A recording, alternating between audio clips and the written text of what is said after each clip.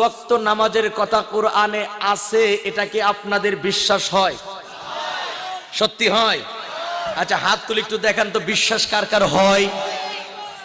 দেখেন তো মাঝে হাত তুলেন এখন কাকু, মাশাআল্লাহ সবাই হাত তুলে। তার মানে এখানে যারা আছি প্রত্যেকের আকীদা হলো হাত নামান, 5 ওয়াক্ত নামাজের কথা কোরআনে আছে, এটা আপনাদের বিশ্বাস। দলিল দেব আমি, পড়েন ইনশাআল্লাহ।